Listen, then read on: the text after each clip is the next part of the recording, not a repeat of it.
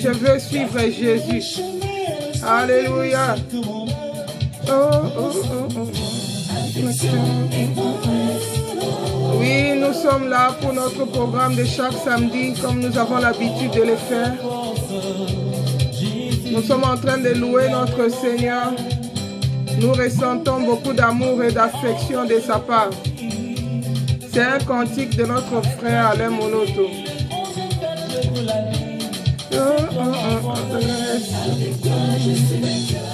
Avec Jésus, je suis vainqueur.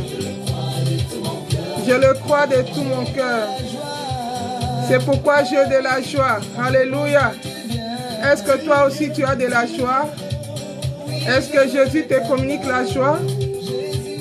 Oh, qu'il est bon de louer l'Éternel.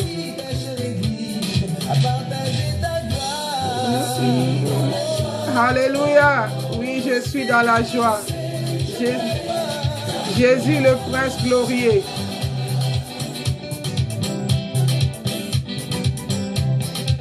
Oh, gloire à Jésus. Qu'il est bon de louer le nom de l'Éternel.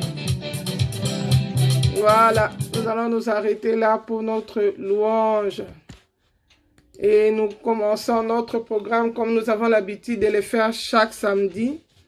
Je dis shalom à ma soeur Jivine. Je dis shalom à ma soeur Irène. Sois bénie. Que le Seigneur te bénisse. Donc voilà, nous avons déjà mis notre thème pour nos bien-aimés qui nous suivent sur live Facebook. Donc notre thème d'aujourd'hui, c'est trouvera-t-il la foi sur la terre? Ça, c'est Jésus-Christ qui se pose la question. Il dit, quand le Fils de l'homme reviendra, trouvera-t-il la foi sur la terre? Shalom, ma soeur Marie, sois bénie. Shalom, maman des anges, sois bénie. Donc voilà, aujourd'hui, nous allons parler de la foi. La foi qui est très importante, surtout au temps de la fin, au temps où nous sommes, au temps où il y a beaucoup de défis à relever, au temps où il y a beaucoup d'événements qui ont pour mission de tuer notre foi. Le Seigneur se pose la question. Quand il reviendra sur la terre, est-ce qu'il va trouver la foi? Donc, notre texte de base, nous sommes dans le livre de Luc, chapitre 18. C'est là que nous avons tiré notre thème. Luc, chapitre 18. Si tu peux déjà partager pour faire signe aux autres que nous sommes là, pour qu'ensemble nous puissions manger la nourriture que le Seigneur a préparée pour nous aujourd'hui. Je suis en train de lire, la Bible me dit ceci. Jésus leur dit une parabole pour montrer qu'il faut toujours prier et ne pas se lasser. Il dit, il y avait dans une ville un juge qui ne craignait pas Dieu et qui n'avait d'égard pour personne. Il y avait aussi dans cette ville une veuve qui venait lui dire, « Fais-moi justice de mon adversaire. » Pendant longtemps, il ne voulut pas. Mais ensuite, il dit en lui-même, « Bien que je ne craigne personne, bien que... » Attends, je dois retrouver. Pendant longtemps, il ne voulut pas.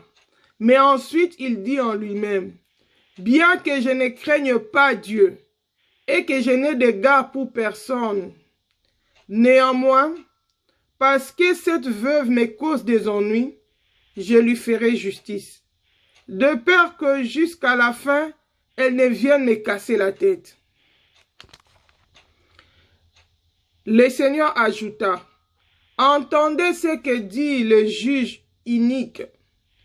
Et Dieu ne fera-t-il point justice à ses élus qui crient à lui jour et nuit?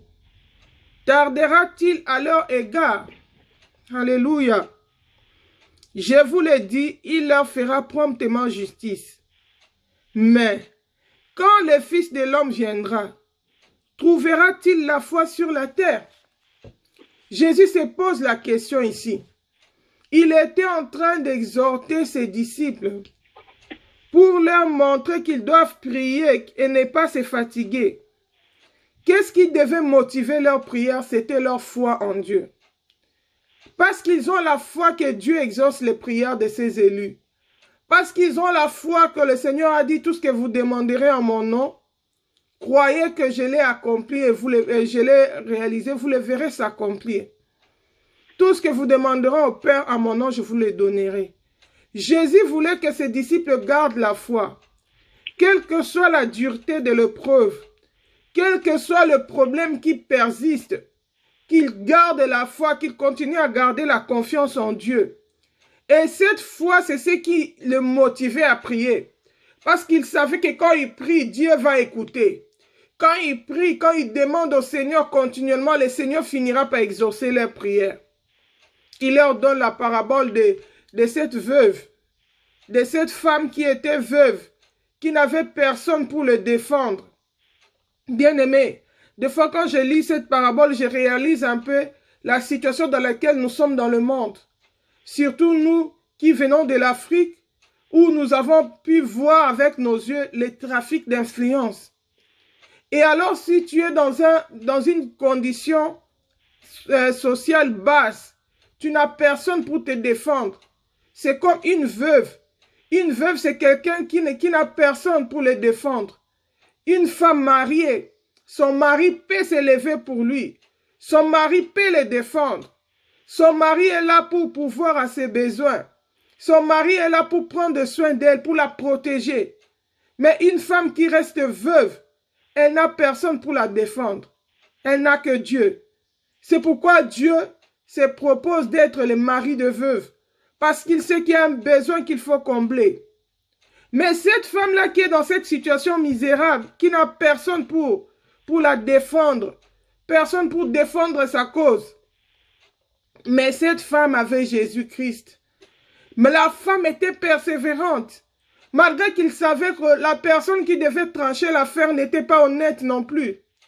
On l'appelle un juge inique. C'est pas un juge unique, un juge seul, non, mais un juge méchant. Un juge qui marche dans le péché, qui marche dans l'iniquité. Un juge inique. Ça veut dire qu'il n'a égard de personne, qu'il ne craint personne, il s'en fout, c'est lui qui fait la loi. C'est comme aujourd'hui dans le monde. Les magistrats, les juges, c'est des gens qui devaient trancher avec justice. Mais aujourd'hui dans le monde, c'est plutôt la corruption qu'on retrouve dans le chef des magistrats. Shalom, ma soeur Mélissa, sois bénie. On retrouve l'injustice. Des magistrats sont devenus riches à cause de la richesse injuste. Ils sont pleins de sang. Pourquoi? Parce qu'ils ne font pas justice à l'innocent. Mais ils travaillent pour leur ventre. Or, ma Bible me dit que les magistrats sont des serviteurs de Dieu. Nous avons vu dans la Bible comment les juges ont conduit Israël. Ils devaient trancher avec justice. Mais aujourd'hui, la crainte de Dieu n'est plus. La justice n'est plus dans le monde. C'était comme ces juges-là, c'était un juge inique. Il utilisait son pouvoir pour abuser des gens. Il avait l'habit du pouvoir. Il ne craignait personne. Il n'avait égard de personne. Il lui faisait ce que bon lui semble. Mais la Bible nous dit, malgré la méchanceté de ces juges, c'est comme aujourd'hui, dans certains pays, quand tu te retrouves dans des problèmes, si tu n'as personne pour te défendre, tu es malheureuse. On va te dire, ton adversaire c'est qui? C'est avec qui que tu vas en procès. Si on attend seulement un grand nom, on te dit laisse tomber. Parce que tu vas finir tout l'argent que tu as, tu n'obtiendras pas de justice. Parce que eux, c'est des intouchables. Aujourd'hui, je voudrais parler à un intouchable. Chasse qu'il y a un Dieu au-dessus de toi. La Bible dit, il rend justice. Il ne laisse pas les coupables impunis.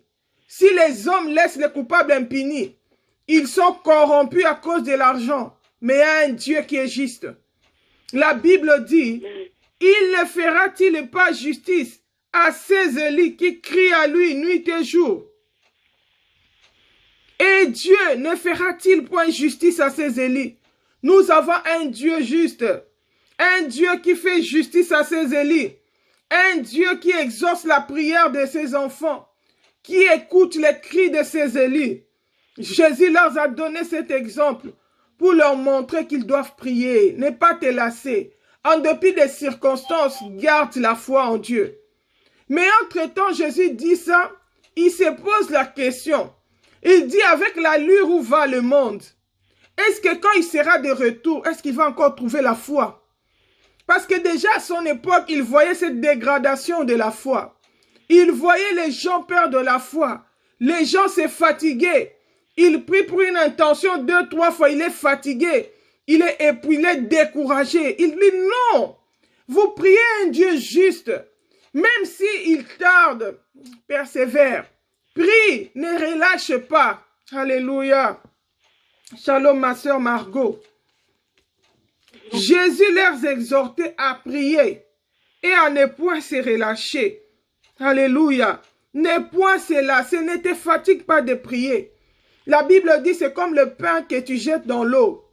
Quand on jette le pain dans l'eau, on ne sait pas comment, quand et comment on va le retrouver. Mais toi, continue à s'aimer. Un jour, ça va produire des fruits. Donc voilà, aujourd'hui, nous allons voir l'exemple d'un roi de la Bible. Le roi Asa.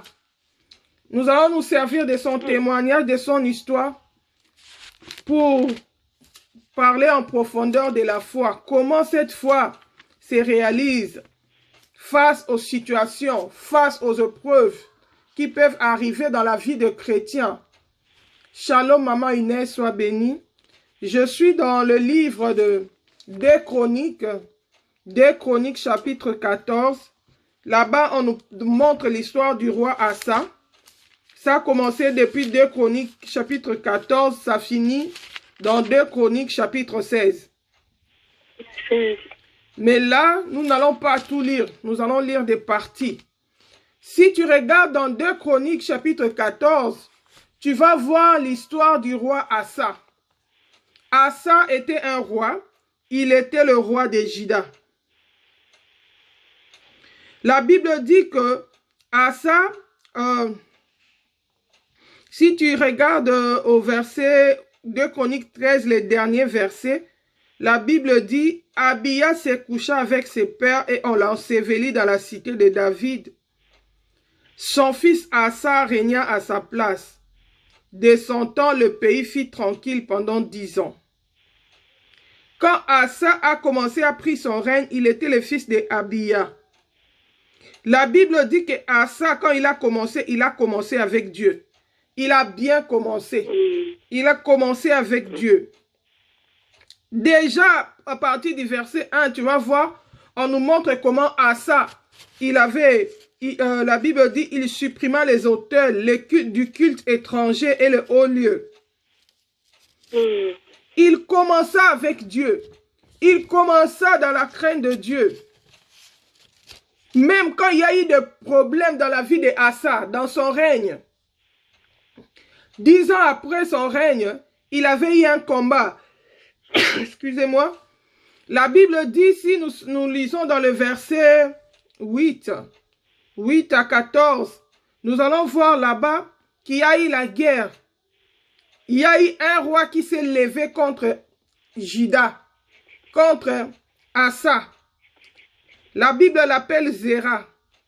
Je suis dans la version... Ma Bible ici, c'est quoi? Thompson.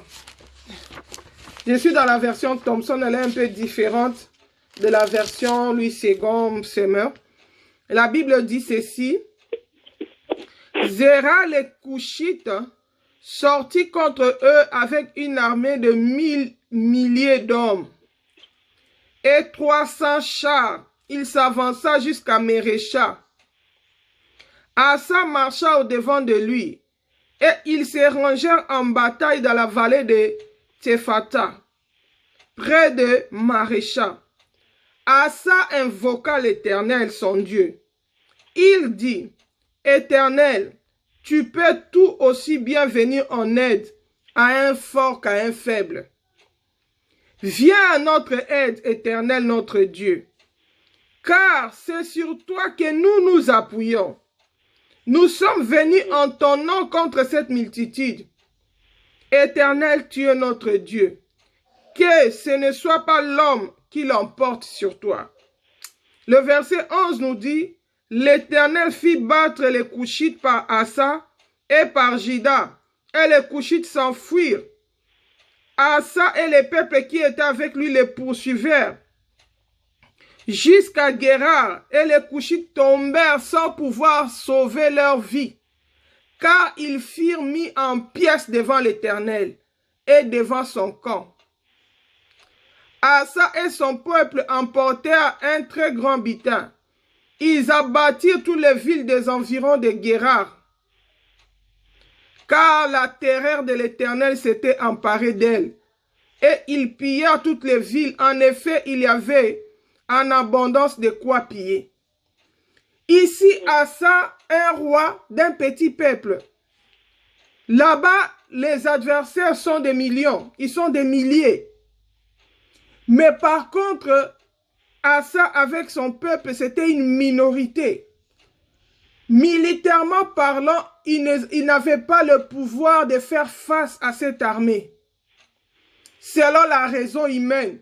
Parce qu'eux, ils étaient plus nombreux. Ils avaient 300 chars. Ils étaient plus nombreux. Ils devaient éliminer Asa, le peuple de Juda, en un seul coup. Mais la différence, c'est que Asa avait Dieu. Asa croyait à l'Éternel. Asa s'est appuyé sur l'Éternel. Il ne s'est pas confié à son armée. Déjà, son armée, c'était petit par rapport à l'armée des adversaires. C'était un géant qui venait les combattre. Mais Asa s'est appuyé sur l'Éternel. Il a dit, car c'est sur toi que nous nous appuyons. Nous sommes venus en ton nom contre cette multitude. Il regarde la confiance de Asa à l'égard de l'Éternel. C'est ça que le Seigneur recherche dans la vie de ses enfants. Quand il y a des géants qui s'élèvent, surtout à des temps comme nous sommes là, coronavirus c'est un géant. Il terrasse toute la terre. Il fait asseoir même les présidents, les rois. Il entre même dans la maison de roi, la maison de grands. Il n'a peur de personne. Il terrasse, il emporte des êtres chers. Oui, certes, c'est un géant qui s'est levé. Mais nous avons celui qui est au-dessus des géants. C'est Jésus-Christ de Nazareth. La Bible dit, il a reçu les noms élevés au-dessus de tout nom. Les noms devant lesquels tout genou fléchit. Et toute langue confesse qu'il est Seigneur. Au nom de Jésus, nous pouvons ordonner à coronavirus de partir et de libérer nos vies. Il doit obéir parce que c'est un nom. Son nom est soumis au nom de Jésus. Amen. Mais les enfants de Dieu perdent courage. Ils oublient même qu'ils ont un Dieu. La Bible dit ici, Asa a bien commencé. Il s'est confié à l'Éternel parce qu'il n'avait peu d'expérience. Il avait encore peu d'expérience. Il n'avait pas encore une grande armée. Il a compris que je dois m'appuyer à l'Éternel.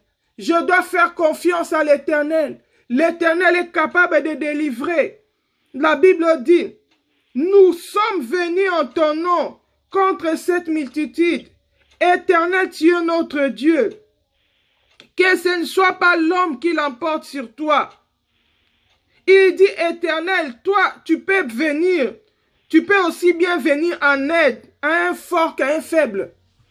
C'est l'Éternel qui peut venir en aide à un faible. C'est l'Éternel qui peut combattre pour nous. C'est l'Éternel qui peut nous défendre. Oh bien-aimé, avec tout ce qui se passe dans le monde maintenant, si tu n'as pas l'Éternel, qui va te défendre? Qui va défendre ta cause? La Bible dit c'est l'Éternel. Et le Seigneur honore la foi. Le Seigneur aime que ses enfants puissent garder la foi. Qu'ils puissent avoir confiance en Dieu. Quelles que soient les épreuves, quels que soient les combats, Dieu va honorer ta foi. Si tu t'accroches à lui, tu t'appuies sur lui, si tu crois qu'il est capable de te délivrer de cette situation qui te tourmente, il le fera parce qu'il va honorer ta foi. Mais si tu commences à voir ton problème au-dessus de Dieu, tu le minimises. Tu empêches à Dieu de venir te secourir à cause de ton incrédulité. C'est pourquoi Jésus se pose la question. Il dit avec tout ce qui se passe dans le monde, à l'allure où vont les hommes, est-ce que quand je reviendrai sur la terre, est-ce que je vais retrouver la foi? Ces gens ne vont-ils pas perdre la foi à l'allure où ils vont? Jésus s'inquiète de son Église. Il veut voir la foi dans la vie de ses enfants. Il veut voir la foi dans la vie de ses élus. Ces gens qui tiennent ferme. Ces gens qui s'appuient au Seigneur coûte que coûte. Alléluia. Amen. La Bible nous montre l'exemple de David. David, il dit, l'Éternel est mon berger. Je ne manquerai de rien. Il restaure mon âme. Il me conduit vers de verts pâturages. Il dit, même quand je marcherai dans la vallée de l'ombre de la mort, je ne craindrai aucun mal. Corona, c'est l'ombre de la mort. C'est la vallée de l'ombre de la mort. Une maladie diabolique qui emporte des gens. Quand tu l'attrapes, tu entres dans le séjour des morts. David dit, même quand je marcherai dans l'ombre, dans la vallée de l'ombre de la mort, même, ça veut dire même quand je serai atteint par Corona, je ne craindrai aucun mal. Pourquoi? Parce qu'il sait qu'en lui, il y a un Dieu qui est capable de guérir. Si tu le crois, il est fait pour toi. Si tu crois que Dieu est même capable de guérir de Corona, il peut le faire pour toi. Si tu crois que Dieu est capable de te protéger, que tu ne l'attrapes pas, il peut le faire pour toi. Mais seulement aie confiance en Dieu. Que les circonstances de la vie ne détruisent pas ta foi. Continue à croire à un Dieu qui est capable de libérer, à un Dieu qui est capable de délivrer, à un Dieu qui est capable de faire plus que la médecine. Alléluia. Amen. Amen. La Bible nous montre ceci. Asa, puisqu'il avait fait confiance en Dieu, le Seigneur l'avait délivré. Le Seigneur lui avait accordé la victoire sur ses ennemis. Ses ennemis qui étaient une multitude. C'était des géants. Mais Asa a triomphé. Pourquoi? Parce qu'il s'était appuyé sur l'Éternel. Il a rappelé à l'Éternel qu'il était Dieu. Shalom, maman, victoire. Il a rappelé à l'Éternel qu'il était Dieu. Il a dit, c'est éternel, que l'homme ne puisse pas triompher de toi. Qu'on reconnaisse que nous avons l'Éternel, que nous avons Dieu. Alléluia. Mais ça ne s'est pas arrêté là, bien-aimé. Dans la vie chrétienne, il y a beaucoup de défis. Il y a beaucoup de combats. Aujourd'hui, peut-être il y a coronavirus. Demain, il peut arriver encore une autre chose. Peut-être si tu regardes derrière dans ton histoire, ton passé, tu as une histoire avec le Seigneur. Comment le Seigneur t'avait délivré dans un combat. Comment le Seigneur t'avait donné la victoire. Quand tu penses à ça, ça doit fortifier ta foi pour les nouveaux défis qui arrivent. Car la vie est remplie de défis. La vie est remplie de combats. Alléluia. Amen. La Bible nous montre l'exemple de David. Il avait l'histoire avec Dieu. Quand il était seul, quand il n'y avait personne pour le défendre, quand il était oublié des hommes, quand on l'avait rejeté, on l'oubliait, on ne le comptait pas. Il s'est retrouvé dans la brousse, lui seul avec les brebis de son père. Il sait qu'un jour, il y avait un lion qui s'était levé contre lui. Mais l'Éternel l'avait délivré. L'Éternel l'avait accordé la victoire. Alléluia. Il avait une histoire avec Dieu. Il savait qu'un jour, pendant qu'il paissait les troupeaux de son père, il y avait l'ours qui l'avait attaqué. Mais cette fois-là encore, l'Éternel avait défendu sa cause. Alléluia. Shalom, mission réveil. Tout ça, ça fortifiait la foi de David. Shalom, ma soeur Julia. Ça l'encourageait encore. Quand il voyait les épreuves venir, il dit non, j'ai un Dieu. C'est Dieu qui m'avait délivré de l'ours et du lion est capable de me délivrer de ces géants Goliath. Pourquoi minimises-tu Dieu? Pourquoi perds-tu la paix? Tu n'as plus d'assurance. Tu deviens sombre. Tu t'agites ça et là. Tu t'inquiètes pour beaucoup de choses. L'inquiétude de base doit être de se rassurer d'être avec Dieu. Si tu as Dieu, tout suffit, tout va bien. Parce qu'avec Dieu, on fait les exploits. Avec Dieu, on écrase les ennemis. Quel que soit celui qui se lève contre toi, si c'est un ennemi, rassure-toi que tu as Dieu avec toi. Si tu as Dieu avec toi, tout est bon, tout va bien. Parce qu'avec Dieu, c'est la victoire. Avec Dieu, on écrase nos ennemis. Avec Dieu, on fait de nos ennemis notre marchepied. Je ne sais pas qui est-ce qui se lève contre toi. Quelle situation te perturbe? Peut-être c'est le coronavirus qui a détruit ta foi. Tu es devenue peureuse. Tu oublies les promesses de Dieu.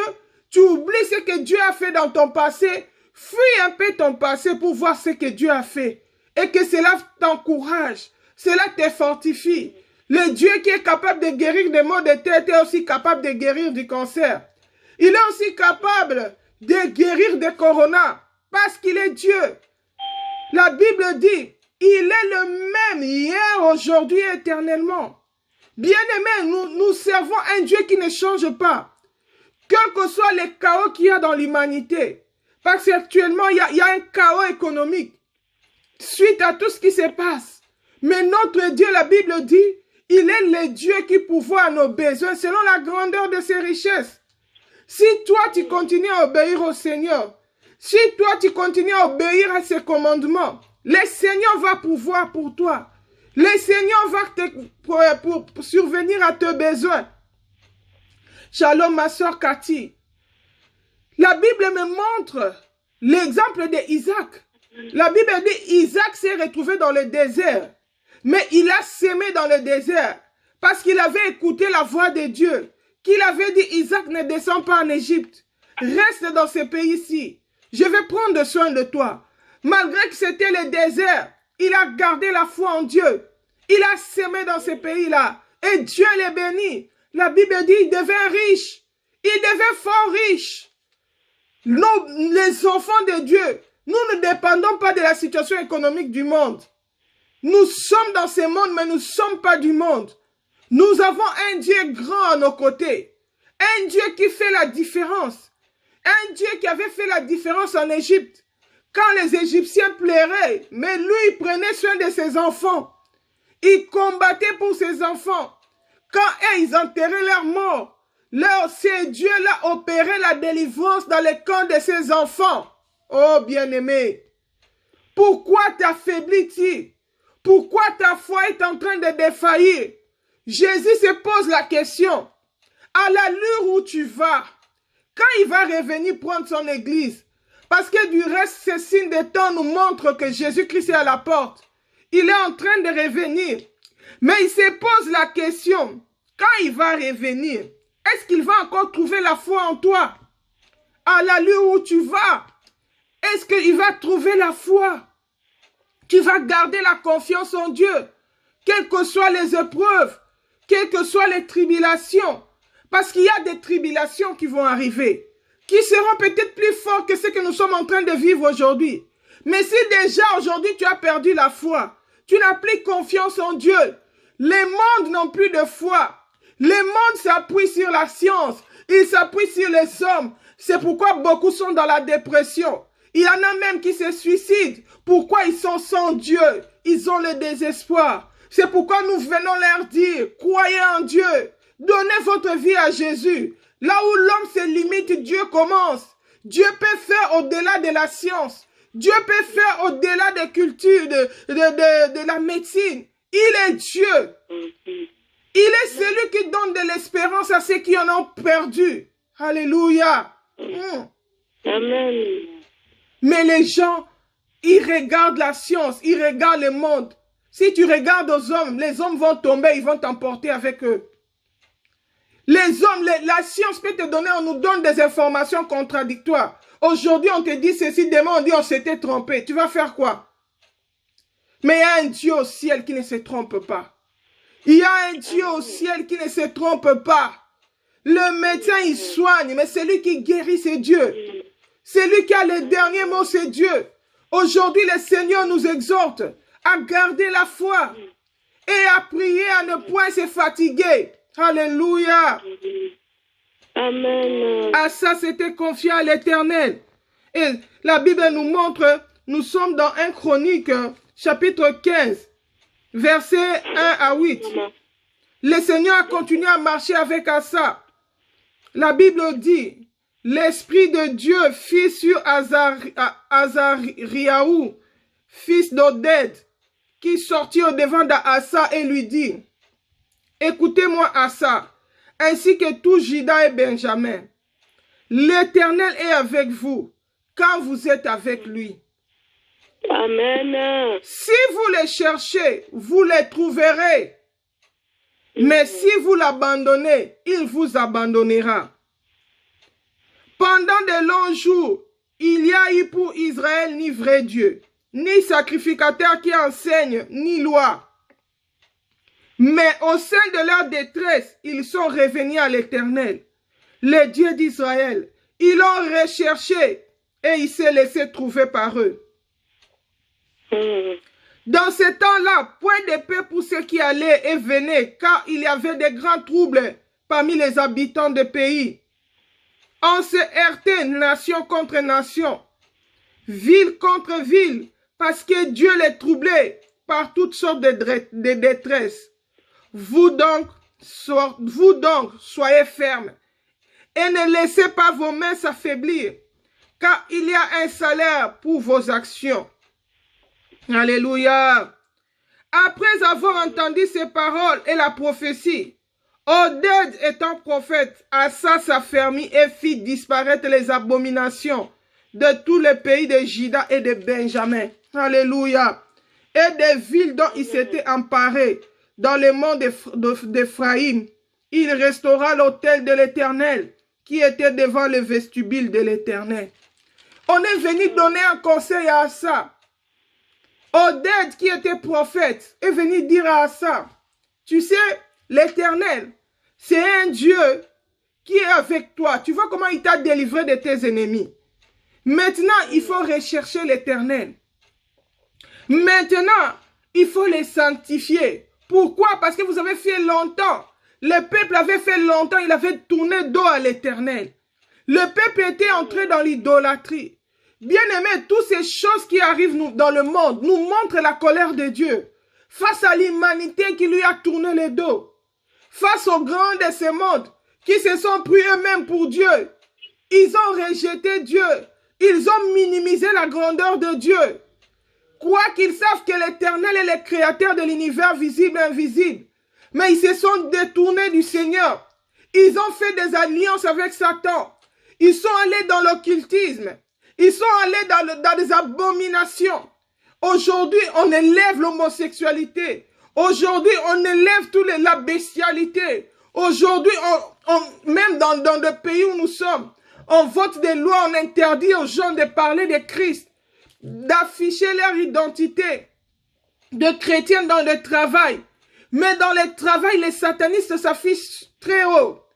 On initie les gens dans le mal. L'humanité tout entière a détourné le dos à Dieu. Ils se sont plongés dans les péchés. Il faut voir la séduction qu'il y a dans le monde. Il faut voir l'abomination qu'il y a dans le monde. Ça dépasse même Sodome et Gomorrhe. Il y a l'atrocité qui se passe dans le monde. Tout ça, ça attire la colère de Dieu. Pourquoi? Parce que l'humanité a tourné le dos à l'Éternel. Mais Oded a donné un conseil à Asa. Il dit, recherche l'Éternel. Regarde comment il y a des troubles. Il dit, parce qu'ils avaient tourné le dos à Dieu. Il y avait point de paix pour ceux qui allaient et venaient. Car il y avait des grands troubles. Qu'est-ce que nous ne voyons pas comme troubles dans le monde actuellement? C'est parce que les gens ont tourné leur dos à l'Éternel. Alléluia. Amen. La Bible dit, car il y avait des grands troubles parmi les habitants des pays. On se heurtait nation contre nation. Qu'est-ce qu'on ne voit pas? Une nation se lève contre une autre. Ville contre ville. Pourquoi? Parce que Dieu les troublait par toutes sortes de détresses. Pourquoi? Parce qu'ils avaient abandonné l'Éternel. Ils ont rejeté le Créateur. La Bible dit, comme vous avez rejeté la vérité, Dieu vous rejettera aussi. Combien de fois le Seigneur a interpellé son peuple pour les ramener à la repentance, pour dire aux enfants de Dieu, détournons-nous du péché, revenons à l'Éternel, il reviendra vers nous. Mais même l'Église avait rejeté Dieu. Comme Jérusalem ici, comme Juda ici, ville de Dieu, mais ils ont rejeté Dieu. Ils ont introduit des idoles des abominations. Oh bien-aimé, la colère de Dieu était descendue sur eux. Il en est de même de l'Église. Aujourd'hui, l'Église a tourné le dos vers Dieu. L'Église qui a la parole. Mais personne ne marchait plus selon la parole de Dieu. Nous allions chaque dimanche dans les églises prier. Mais on ne marchait pas dans la crainte de Dieu. On marchait dans l'impudicité, dans la séduction, dans les vols, dans l'escroquerie, dans les mensonges. Combien de gens, servantes de Dieu, choristes, ils vivent dans la fornication. De jeunes filles, de jeunes garçons, n'en parlons pas. Ils ont des copains et copines. Mais serviteurs à l'église, ils vivent dans l'impudicité. Ils sont dans les groupes musicaux, ils viennent jouer le piano, ils finissent avec les mêmes mains, ils jouent le piano avec les mêmes mains, ils vont faire l'impudicité. Il faut aller dans les fêtes pour voir comment les soi-disant chrétiens se comportent. Les jours de fête, c'est comme les jours d'exhibition de la nudité. Tu vas voir des grandes femmes avec tous les corps dehors, c'est comme s'ils sont venus maudire les gens. Parce que quand on voit la nudité de quelqu'un, on est maudit. Mais toi, quand tu viens nous montrer ta nudité dans la fête, tu viens nous maudire ou quoi? Tout ça pourquoi? Les gens avaient tourné le dos à Dieu. On commençait à suivre le monde. On commençait à suivre les stars. On commençait à suivre la mondanité. On ne s'inquiétait plus de manière à pleurer à Dieu. Or, la Bible dit que ceux qui servent le Seigneur doivent s'habiller avec pudeur et modestie. Ils ne doivent pas exhiber leur nudité. Parce que leur corps, du reste, c'est le temple du Saint-Esprit. Ça doit contribuer à la gloire de Dieu. Nous avons fait le contraire. Nous avons tourné le dos à Dieu. Nous nous sommes donnés dans l'abomination. Même les prophètes, les pasteurs qui devaient prêcher la vérité, ils étaient là à parler de la prospérité du matin au soir. L'évangile du ventre. Ils sont devenus des escrocs. Ils utilisent l'évangile pour satisfaire à leurs besoins d'argent. Oh bien-aimés, c'est les abominations que nous avons introduites même dans l'église. On ne prêchait plus la vérité. Si tu parles aux gens de la repentance, tu dis, ah, les évangiles anciens là. L'ancien là, l'église aujourd'hui est devenue moderne. Or, la Bible nous parle de notre Dieu qui est l'ancien des jours, qui ne change pas. Il est le même hier, aujourd'hui, éternellement. Son standard pour hériter le ciel n'a jamais changé. Il reste Dieu. Même les soi-disant hommes de Dieu qui devaient conduire le peuple dans la vérité, dans la crainte de Dieu, et même sont allés dans la compromission, dans le concubinage, dans l'impudicité. Vous avez des gens, lui-même, il n'est même pas encore en ordre avec la dot, mais il se met devant la chair pour prêcher les gens. Il vit dans la fornication. Il vit dans le péché. L'église est tout entière est essuyée, oh bien-aimé. Revenons à l'Éternel. Oded lui donne un conseil, il lui dit, Asa, reviens à l'Éternel. Si vous recherchez l'Éternel, l'Éternel vous fera encore un grand bien.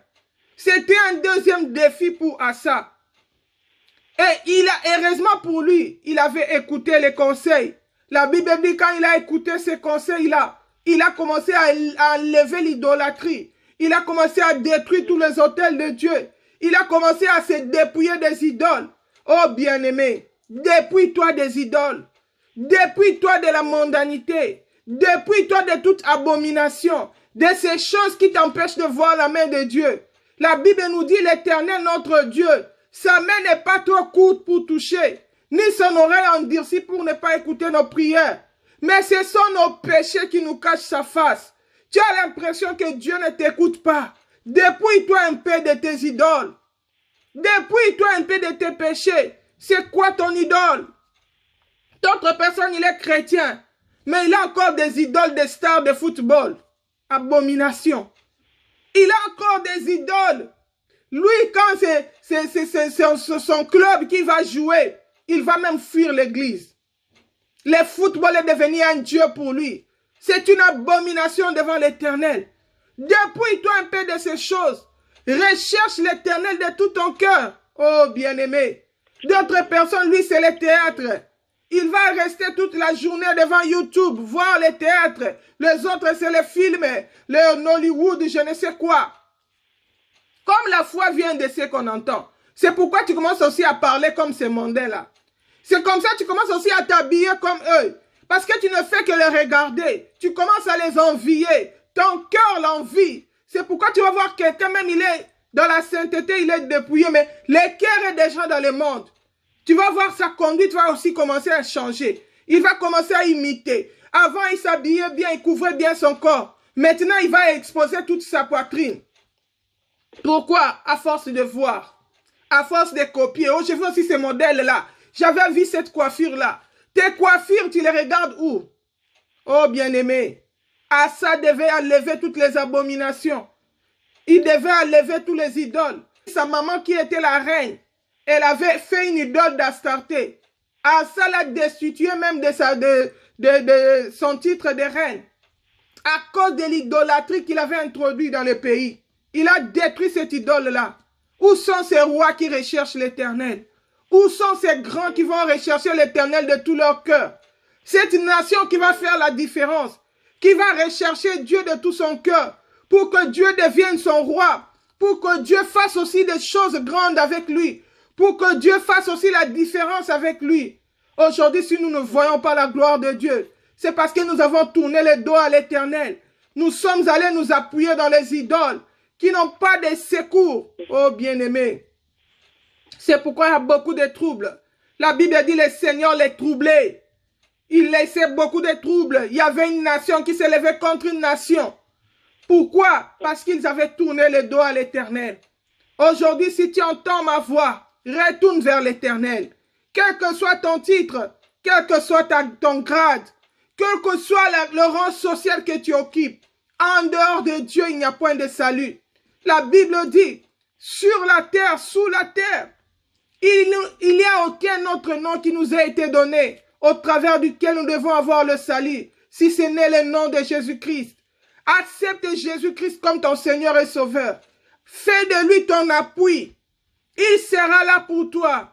Il va faire de tes combats ses combats. La Bible nous montre quand Asa s'était confié à l'Éternel. L'Éternel aussi avait combattu pour Asa. L'Éternel aussi l'avait donné la victoire. Jusqu'au jour où il s'est détourné de l'Éternel. Il avait bien commencé. Mais un jour, il a voulu négliger l'Éternel. Il a voulu agir avec sa propre intelligence. Il a voulu agir avec sa propre expérience. Un autre jour, la Bible dit, le roi d'Israël s'est levé contre Asa et deux peuples de Dieu. Asa, il était roi à Juda. Il avait la tribu de Juda et de Benjamin. Mais les restes, les 10 autres tribus, se sont levés contre Asa pour les combattre. Au lieu que Asa aille consulter l'Éternel. Bien aimé, du reste, c'était un conflit entre deux peuples de Dieu. Et la Bible, le Seigneur avait dit dans sa parole, quand tu vas avoir des problèmes avec ton frère, ne va pas régler ça avec les mondains. Allez devant l'Éternel. Allez devant les anciens de l'Église. Mais lui, au lieu de recourir à l'Éternel, parce que comment mon frère se lève contre moi, au lieu de laver les linges sales en famille, d'aller recourir à l'Éternel qui est leur Dieu, il est parti faire ses alliances sans consulter l'Éternel. Il est parti chercher le roi de Syrie. Alléluia. Pour qu'il vienne combattre pour lui. Il a oublié que quand Azaria s'était levé contre lui, quand Dieu avait combattu pour lui, il a abandonné ses dieux. Il a oublié son Dieu. Il est parti chercher le secours de l'homme. Or, la Bible nous dit que le secours de l'homme est vanité. Dieu était en colère contre lui. Si nous lisons dans 2 Chroniques, chapitre 16, je suis au verset 7. 2 Chroniques, chapitre 16, verset 7. La Bible dit ceci. Dans ce temps-là, le voyant Anani alla auprès d'Asa, roi de Juda, et lui dit, parce que tu t'es appuyé sur le roi de Syrie, et que tu ne t'es pas appuyé sur l'Éternel ton Dieu, l'armée du roi de Syrie s'est échappée de tes mains. Les Couchites et les Libyens ne formaient-ils pas une grande armée avec des chars et des cavaliers très nombreux? Cependant, l'Éternel les a livrés entre tes mains parce que tu t'étais appuyé sur lui. Car l'Éternel parcourt du regard toute la terre, pour que s'affermisse ce dont le cœur est tout entier en lui. Tu as agi en insensé dans cette affaire, car dès à présent, tu auras des guerres. L'Éternel était en colère contre lui. Il dit, quand ces deux armées s'étaient levées contre toi, n'est-ce pas que je t'avais soutenu? N'est-ce pas que j'avais combattu pour toi? Fouille un peu ta vie. Regarde un peu ton passé. Y a-t-il pas de situations dans lesquelles le Seigneur a combattu pour toi? Y a-t-il pas de situations dans lesquelles le Seigneur t'a défendu? Mais pourquoi aujourd'hui tu abandonnes l'Éternel? Mais pourquoi aujourd'hui tu abandonnes la confiance en Dieu? Tu te tournes vers les hommes. Dieu était en colère. La Bible dit, quand le prophète a dit ça à ça, au lieu de se repentir, au lieu de rechercher le Seigneur, lui, il s'est attaqué au prophète. Le verset 10 me dit, Asa fut irrité contre les voyants et les fit mettre en prison, parce qu'il était en colère contre lui à cause de cette affaire. En même temps, Asa opprimant aussi quelques-uns de peuple. Il était en colère. Au lieu d'écouter la réprimande de l'Éternel, au lieu de revenir à Dieu, lui il s'est levé contre les prophètes. La Bible dit, le Seigneur dit, je vous ai envoyé mes serviteurs, mes prophètes pour vous avertir que vos voies n'étaient pas bonnes, pour revenir à l'Éternel. Mais vous avez tué mes serviteurs, vous avez tué mes prophètes, mes envoyés. Vous les avez persécutés. Israël a fait la même chose. Mais la génération d'aujourd'hui fait aussi la même chose. Ils n'aiment pas des prédicateurs de la vérité. Mais ils aiment les prédicateurs du ventre qui leur flattent nuit et jour. Alléluia, shalom ma soeur Bénédicte. Qui les flattent nuit et jour. Qui leur donne l'évangile du ventre. Tu auras le visa. Tu vas aller en Europe. Tu seras béni. On va prophétiser sur toi du matin au soir. Il y a même des prophètes qui voient même les couleurs des sous-vêtements des gens. Mais ils ne voient pas les péchés dans la vie des chrétiens. Or, la Bible nous montre que Jésus-Christ, quand il est venu, il était venu pour ôter les péchés du monde. Son problème, c'était les péchés. Mais les prophètes d'aujourd'hui ne voient que les ventres, ne voient que les démons qui nous poursuivent, mais ils ne voient pas notre péché. Alléluia. Ils ne voient pas, shalom ma soeur Gloria, les péchés qui conduisent en enfer. Ils n'ont pas la foi, ils ne croient pas en Dieu. Ils ne marchent pas dans la crainte de Dieu. Ils ne prêchent pas la vérité au peuple de Dieu. Ils ne préparent pas le peuple pour l'enlèvement. Et comme nous sommes au temps de la fin, les gens aiment écouter les choses agréables, les mensonges qui sont doux à l'oreille. Les gens portaient, ils aimaient ces prophètes-là, ils les adoraient. Vis dans ton péché, mais moi je vais seulement chasser les démons. Je vais te oindre de l'onction. Je vais t'imposer les mains, les pieds. Et tu vas réussir. On t'a imposé jusque la tête. On t'a donné tout, les mouchoirs, les sels. La magie est retournée dans l'église en force. Ces choses qu'on condamnait hier avec l'église catholique. Aujourd'hui, dans les églises des réveils, nous sommes devenus spécialistes. Shalom, ma soeur Marie-Grâce. Nous faisons même plus que les mondains. Qu'est-ce qu'on ne distribue pas? Le commerce est entré dans l'église. On commence à vendre des eaux saintes. On commence à vendre des huiles d'onction. On commence à vendre même du sel. On commence à vendre même des mouchoirs. Ces choses qu'on voyait hier chez les quartiers à faire. Ils venaient avec des mouchoirs magiques qui faisaient tomber les gens. Aujourd'hui, on le voit même dans l'église. Les magiciens qui faisaient des tours, qui venaient dans les écoles, ils font sortir des bonbons, ils font sortir des choses. Aujourd'hui, nous voyons même des pasteurs qui font sortir de l'argent dans les sacs des chrétiens. Oh, abomination! Où sommes-nous? Où allons-nous avec ces choses? Et Jésus se pose la question. Quand je reviendrai, trouverai-je la foi sur la terre? La foi authentique, la simplicité de la foi. C'est Dieu capable de tout. C'est Dieu qu'on aime de tout son cœur. C'est Dieu qu'on craint et qu'on sert. Et c'est Dieu qui expérimente sa gloire, qui éclate sa gloire par des signes, des miracles et des prodiges. Oh bien-aimé, retourne à l'Éternel. Recherche l'Éternel de tout ton cœur il se laissera trouver. Anania a dit à Asa, si tu cherches l'Éternel de tout ton cœur, il se laissera trouver. Il vous fera du bien. Il fera la différence avec vous. Mais lui n'a pas écouté. Il n'a pas écouté. Il a agi en insensé. Il est allé chercher les secours des hommes. Alléluia. La Bible dit, la colère de Dieu s'est enflammée contre Asa. La Bible dit les actes de Asa, les premiers et les derniers, je suis dans le verset 11, sont écrits dans le livre de roi de Juda d'Israël et d'Israël. La 39e année de son règne, Asa eut les pieds atteint d'une très grave maladie. Toutefois, même pendant sa maladie, il ne chercha pas l'Éternel, mais il consulta le médecin. Dieu ne les tire pas tout de suite. Il les laisse vivre, mais il accorde quand même la maladie, pour qu'au travers même de la maladie, que Asa puisse s'humilier, qu'il puisse rechercher l'Éternel. Mais il a endurci son cœur. Oh, bien-aimé, c'est malheureux de finir mal. Après avoir bien commencé, après avoir créé l'Éternel, pourquoi tu veux finir dans la chair? Pourquoi tu veux aller dans l'incrédulité au point de perdre ton âme? La Bible dit les justes, s'il abandonne la justice, il va dans le péché. S'il meurt dans le péché, il ira en enfer. Il ne veut pas sauver son âme.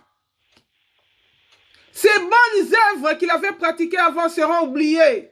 Oh, quand je lis ça, ça me fait mal dans mon cœur. Quelqu'un qui a commencé avec Dieu. Quelqu'un qui a été zélé pour Dieu.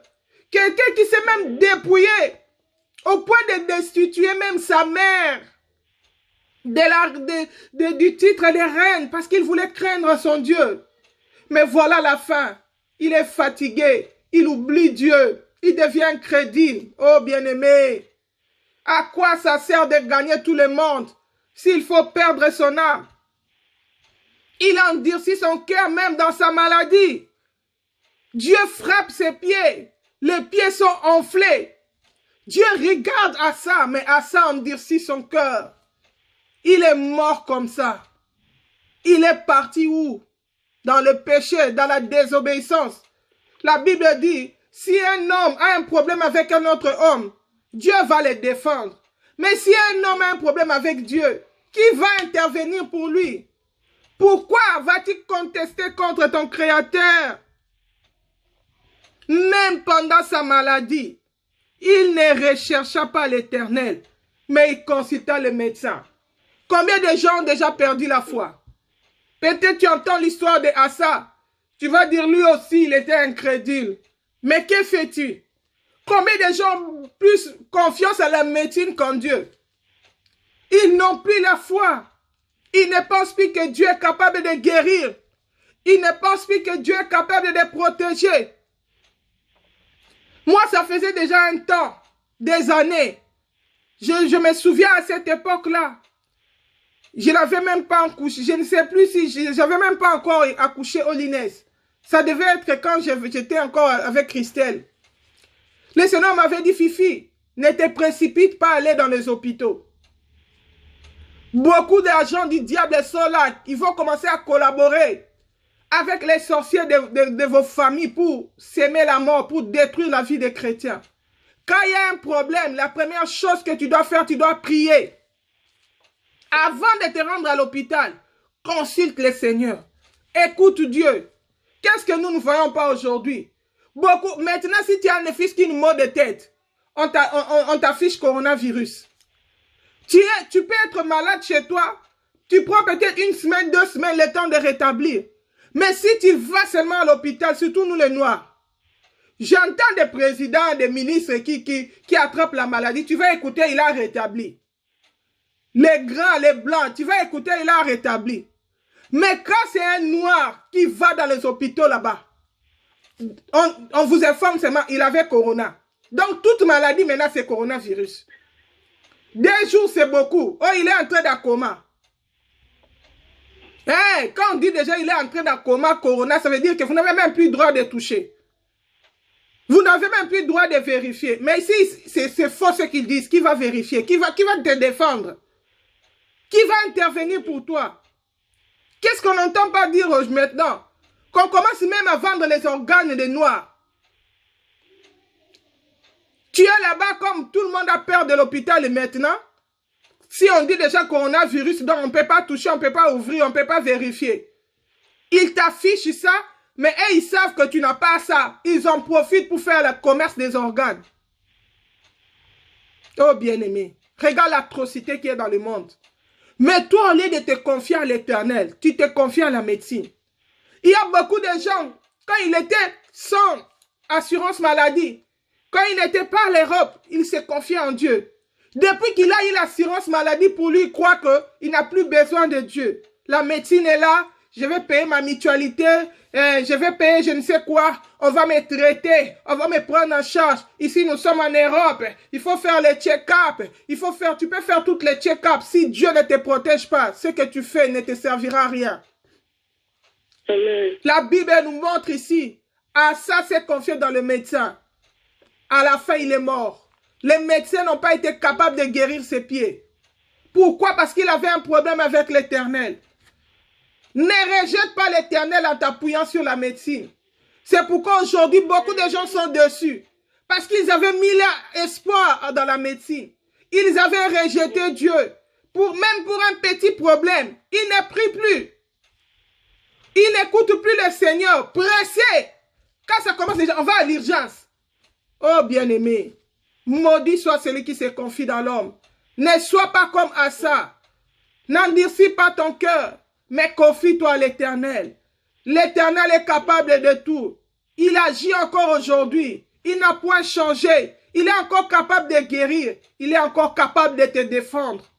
Reviens à l'Éternel, il reviendra à toi. Il te fera du bien. Jésus dit, quand je reviendrai sur la terre, trouverai-je la foi? As-tu encore la foi? As-tu encore cette ferme confiance en Dieu? Restes-tu encore ferme? Si tu as la foi, tu vas persévérer dans la prière. Tu vas rechercher Dieu sans te lasser. Tu vas marcher dans la crainte de Dieu. Et Dieu va t'honorer. Voilà, nous allons nous arrêter là aujourd'hui. Je prie le Seigneur que cette parole brise l'incrédulité dans ton cœur. Je prie que cette parole brise l'incrédulité dans ton cœur. Maman Inès, je vois ton message que les réseaux bèguent. C'est ça aussi, ça fait partie des attaques du diable. Donc là, j'ai pris l'habitude, quand je fais le Facebook Live, je filme aussi avec le vidéo directement, sans passer par live. Donc quand je vais finir, je vais mettre les vidéos sur YouTube. Là-bas, ça ne va pas béguer. Les parties que vous n'entendez pas, si vous voulez bien suivre ça, allez le soir dans notre compte YouTube. Vous allez voir ça parce que ces problèmes de réseau, ça a tellement persisté que nous avons résolu de procéder comme ça. Donc là, je suis sur live Facebook, mais je suis aussi en même temps en train d'enregistrer sur la vidéo normale. Donc c'est cette vidéo-là qui n'est pas liée à Internet que nous allons après poster dans YouTube. Donc là-bas, il n'y aura pas de bug. Si tu veux suivre le message en entièreté, tu pourras suivre là-bas tant que ce problème de réseau n'est pas résolu. Voilà, pour aujourd'hui, nous allons nous arrêter là. Je prie que le Saint-Esprit te visite. Je prie que le Saint-Esprit brise l'incrédulité de ton cœur. Que le Saint-Esprit te touche et que tu reviennes à Jésus-Christ. Le Seigneur est bon. Le Seigneur est un Dieu fidèle. Il fait au-delà de la médecine. Je crois que je vais vous donner un petit témoignage avant de conclure. Un jour, je suis allé accompagner une sœur à l'hôpital, elle devait accoucher. Elle était enceinte, elle devait accoucher. Nous sommes allés à l'hôpital. Et nous savons tous, les femmes, quand on part accoucher, il doit avoir la dilatation de la colle et tout. Et après, quand les centimètres sont bons, la femme peut accoucher. Donc, là, j'ai accompagné ma sœur. Elle a pris tous ces temps-là de dilatation. Finalement, elle était sur le point d'accoucher parce que l'école était suffisamment ouverte. Mais curieusement, depuis que j'accompagne des femmes accouchées à l'hôpital, cette fois-là, c'était une première. Quand nous sommes allés là-bas, on a dit qu'il y a deux centimètres différents. Ça veut dire que de notre côté gauche, il y avait 10 centimètres. Mais du côté droit, Il y avait, je crois, si c'est 8 cm ou 7 cm. Le médecin ne comprenait pas. L'école était suffisamment dilatée, mais le bébé ne sortait toujours pas. Et la sœur était fatiguée, épuisée, à tel point que les docteurs ne savaient plus quoi faire.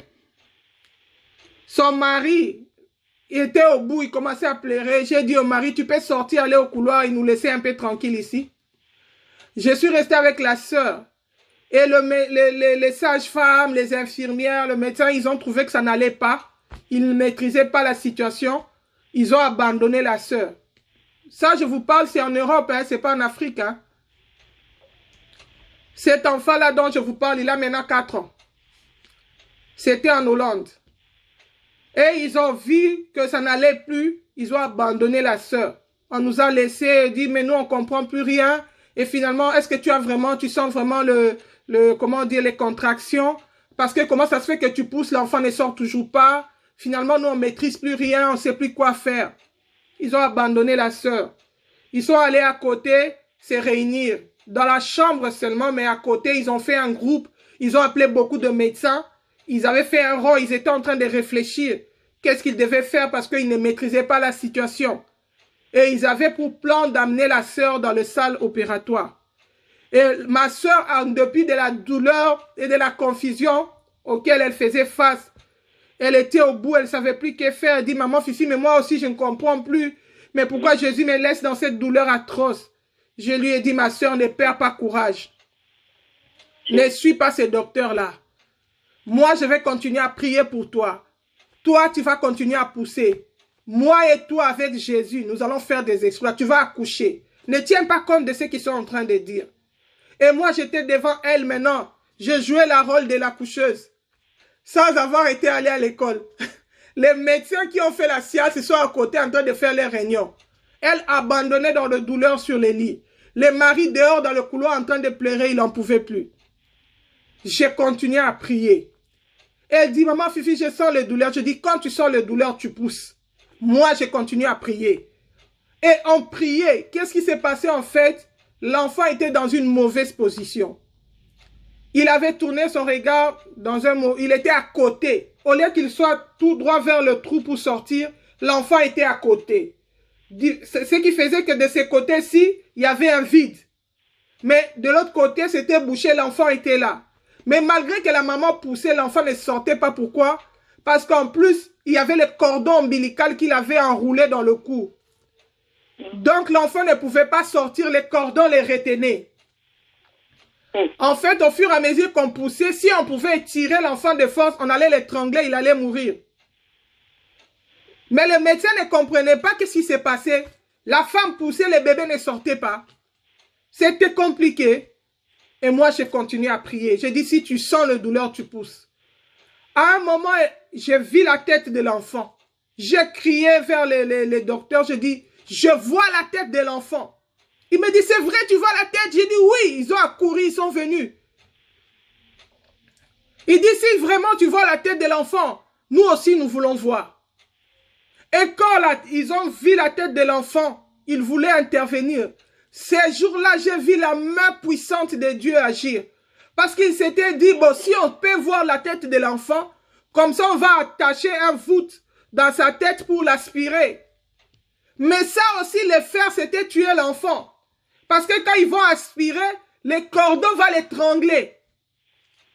Et moi, j'étais là devant, j'ai prié. Nous avons vu la main invisible de Dieu en action ces jours-là.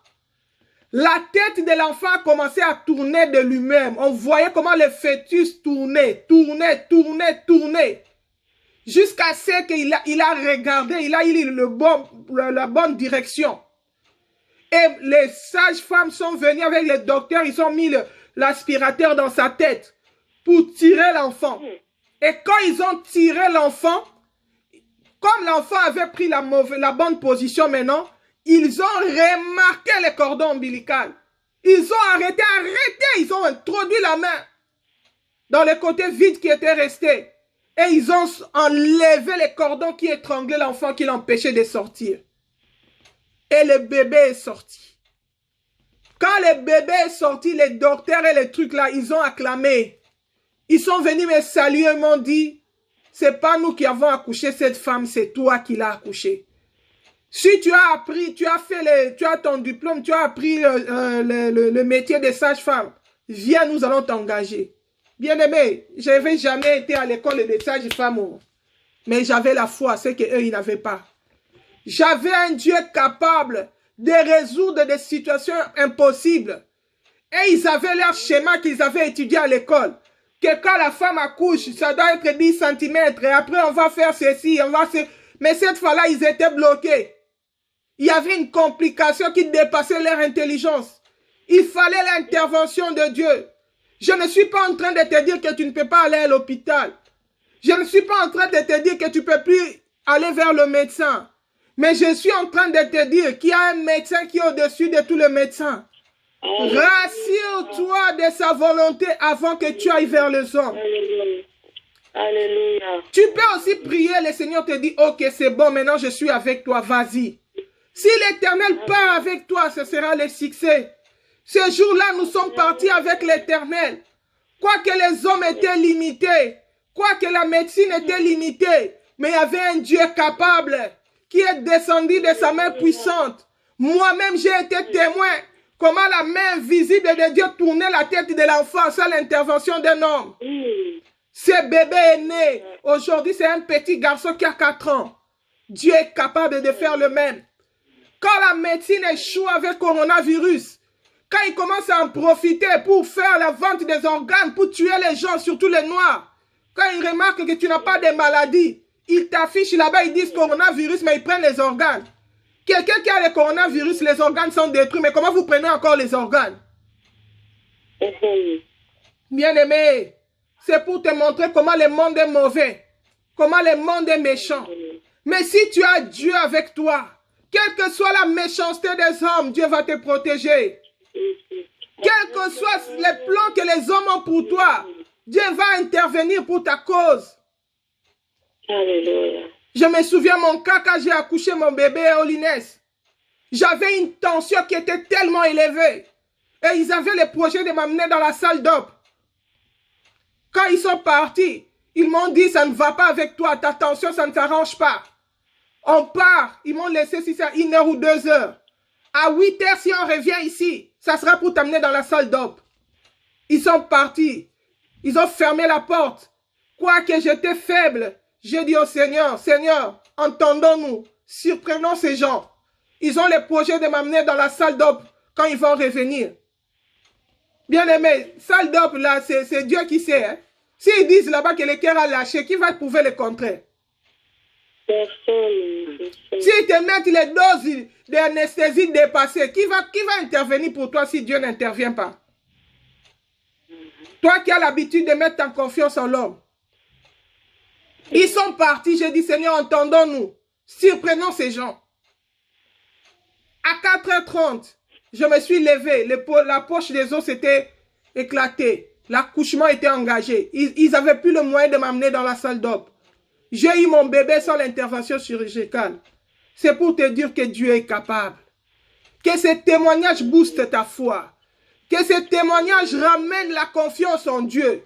Là où tu avais perdu l'espoir, que l'espoir naisse en toi.